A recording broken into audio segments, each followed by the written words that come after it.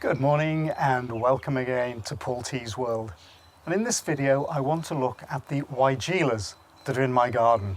I've actually got quite a few now and they are flowering beautifully in May. So let's have a look at the weigelas. This is the Bristol ruby that overhangs the pond.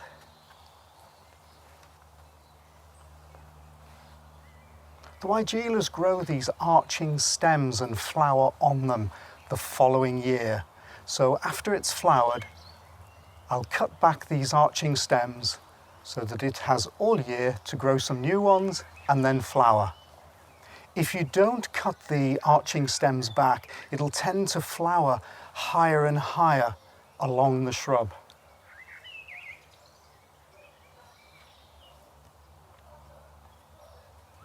And I have a white weigela here. This one is rather earlier.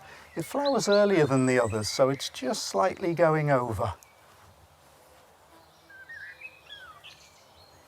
They grow quite strong and tall, most of them. There are dwarf varieties.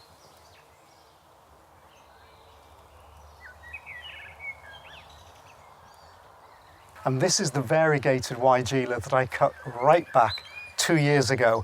Perhaps in my usual fashion, I over pruned it, but these weigelas grow right back again.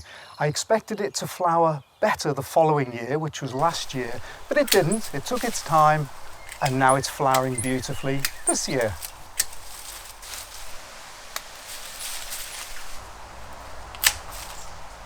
Almost finished now. Just a few little, it's the clematis here from down here has decided to grow up the spirea. So we've got in this border here, we've got the spirea bridal wreath. We're not actually touching that at the moment because we pruned it straight after flowering in the spring. So these fronds now are going to take the flowers next year. So I want to leave this alone, let it grow up so it's got plenty of new growth for the flowers next year. The weigela, so we've pruned the weigela right down. You might think maybe I shouldn't have done it that far, but I've left it this last few years, so it's grown up here, it's flowered beautifully, and now I want to cut it right back, get it strong again, take out all those flimsy little bits of growth, and that will grow again next year and flower beautifully. And so while I'm here, there's the elderflower, that also I haven't touched for a few years, so I've taken that right back. This has exposed a lot of the holly that's been right over here, and so I've taken that back as well, including a little bit of the field maple, so everything has been taken back. There'll be lots of sunshine and rain on the weigela and this bed here. These will grow back strongly again. So now I've just got to clear the bed, I'll put some feed on, give it some water, and so it can start growing strongly in the next few months.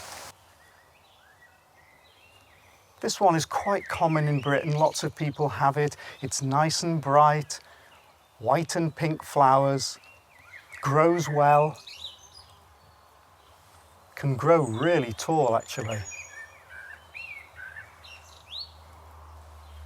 And now it has taken its time to come forward and it's looking really nice in the landscape with the, if I can just talk over the robins.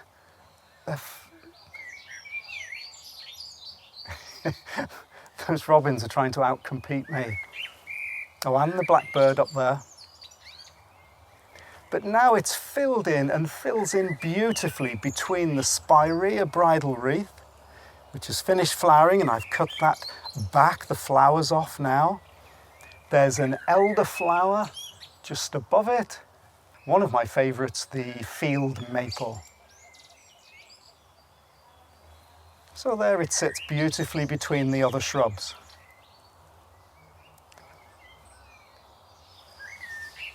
The other little weigela I've got here, it's actually in the lawn bed. I've popped it here because I rescued it from another garden, and in its first year it's grown quite well and flowered. It's also a pinky red one.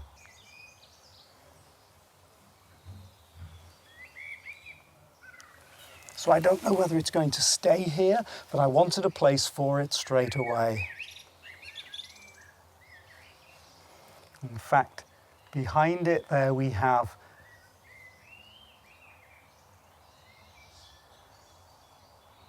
the Bristol Ruby. I don't know the variety of this one. It looks a lighter red pink than the Bristol Ruby.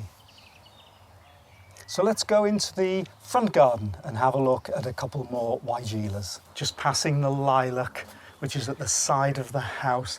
Every time you walk past it, you get this absolutely gorgeous scent. Wow. Beautiful. Every time you go past, you think, oh, the lilac.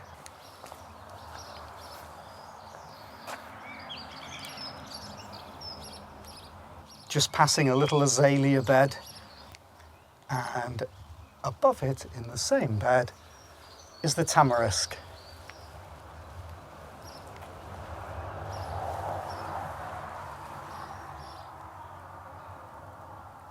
Always looks lovely against a blue sky. And I couldn't resist buying this Weigela just purely for the leaf colour, but also it's got these nice pinkish flowers. I bought it about a year and a half ago. It started to send side shoots out and now is sending some vertical shoots. A nice splash of light colour in the border. And then here we have the other variegated Weigela up against the garage. As I said in another video, I'm going to grow this as tall as I can. Let's go over to the other side of the front garden where there's the small Wine and Roses Weigela.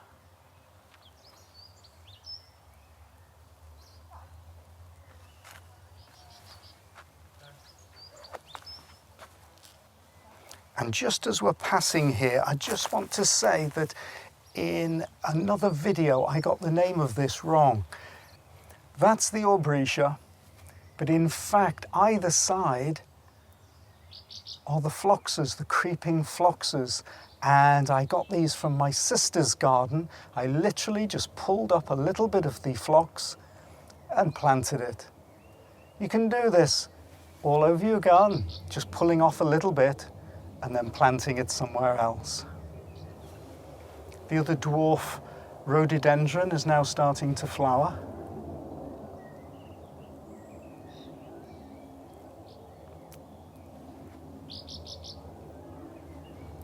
And let's move over to the last of the Weigelas in the garden. Just passing the mulch that I bought. It's got quite expensive recently, but that one bag can cover quite a good area because it's really compacted. And in fact, I need to put mulch on this border here. But before I do, I want to improve the border. Dig in some compost, perhaps a little bit of manure. And here is the Wine and Roses Weigela.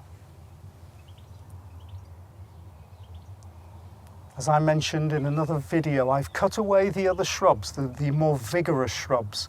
The flowering currant, the forsythia,